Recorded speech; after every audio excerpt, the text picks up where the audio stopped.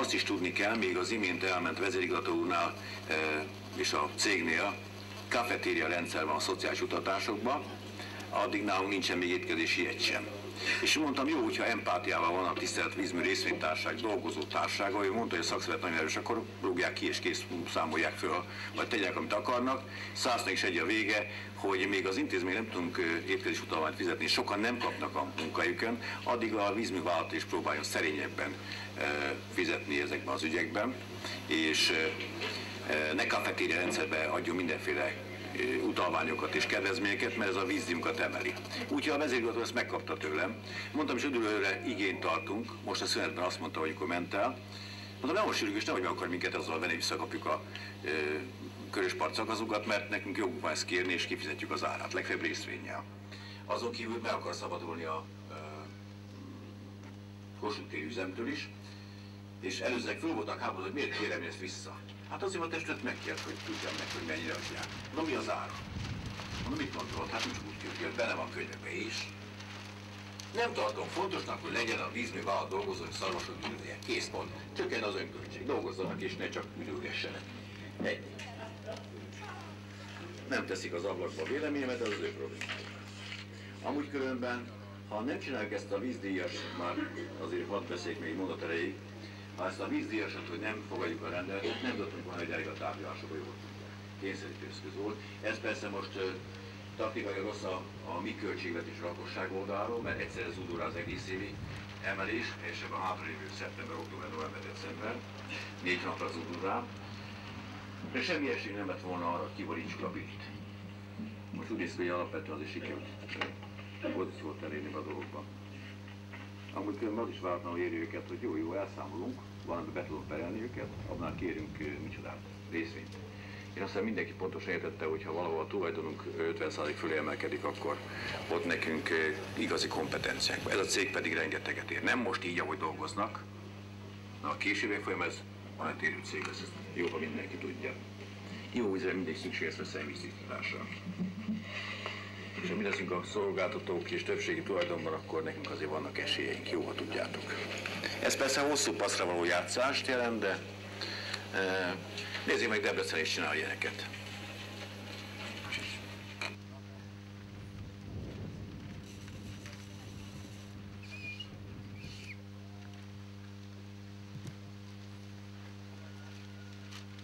Jó napot kívánok, szervusztok, kedves barátaim!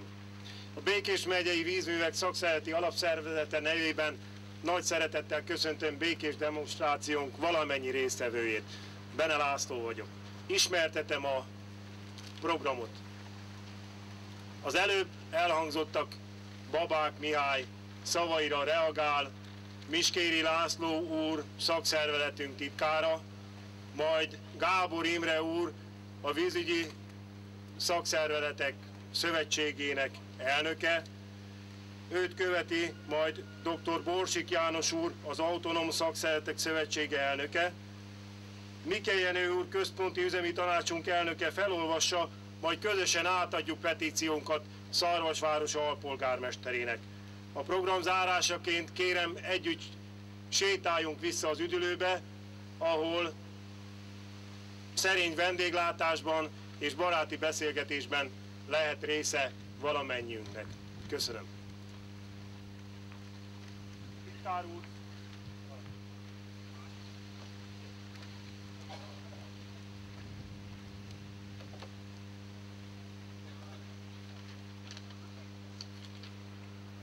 Tisztelt munkatársaim, tisztelt szaktársak, kedves barátaim! Sokan eljöttünk ma ide Szarvasra azért, hogy megmutassuk erőnket, azt a legnagyobb erőt, amit összefogásnak nevezünk. A Békés megyei vízművek ZRT kollektíváját erősíti az ország különböző tájáról jött kollégák, különböző ágazatok képviselői. Itt van Kecskemét, Kazincbarcika, Szeged, Budapest, Miskolc, Siófok, itt vannak a mozdonyvezetők szakszervezete részéről. És itt van velünk gondolatban az egész ország vizes kollektívája. Rendelkezésemre áll az a rengeteg levél, ami a együttérzésüket fejezi ki, szolidaritásáról biztosít minket. A ágazaton kívül szolidárisak velünk még a közlekedési dolgozók szakszervezete is. Ez az igazi erő. Köszönjük szépen! Tisztelt munkatársaim, tisztelt szaktársak, kedves barátaim! Van egy álmom. Természetesen több álmom is van, de jól esik Martin Luther King szavait idéznem.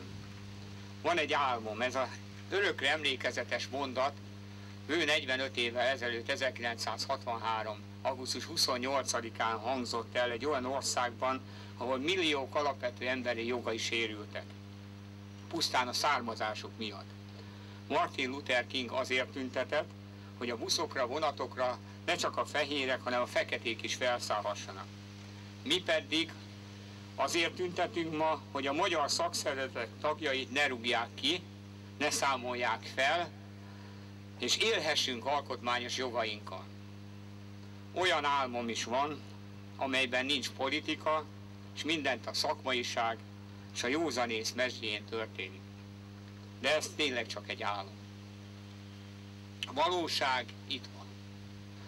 A valóság pont ellentétes álmaimmal, itt mindent a politika irányít, a politika dönt el, és a szakma, a tisztes, becsületes munka háttérbe szorul. A szó veszélyes fegyver.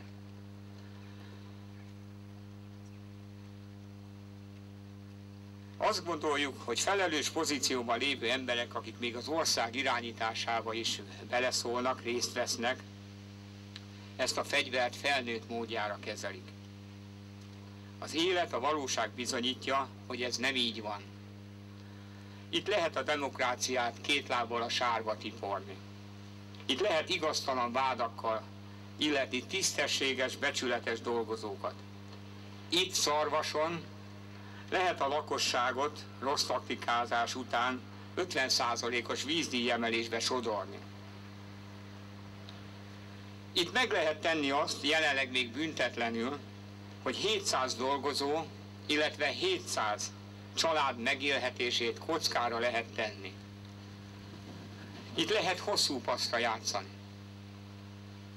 Szét lehet rombolni egy több mint fél évszázados hagyományokkal rendelkező, jól működő és jó minőségben szolgáltató céget. A vízszolgáltatás és a szennyvízelvezetés, valamint tisztítás az emberi lét egyik legfontosabb igénye. Az egészséges ivóvíz biztosítását lehet veszélyeztetni. Ha van még ebben az országban, ami még eladható, hát az a vízszolgáltató cégek. Rövid időn belül az egészséges ivóvíz kincs lesz. Ezt a kincset veszélyeztetik azok, akik felelőtlenül nem a szakmai szempontok alapján döntenek, és ebben is csupán a profitot látják. Nekünk munkavállalóknak ez a cég nem csak egy kaland. Ez a mi munkahelyünk több mint 700 Békés megyei család megélhetésének záloga. A Békés megyei vízművek személyállományának 34%-a 20 évnél régebben dolgozik a cégnél. A politika, a szakmaiság mellőzése, különböző érdekek veszélybe sodorják munkahelyünket. Ezt nem engedhetjük. Igazi, felelősségteljes gondolkodás a Békés megyei vízművek kapuján belül van. A Békés megyei vízművek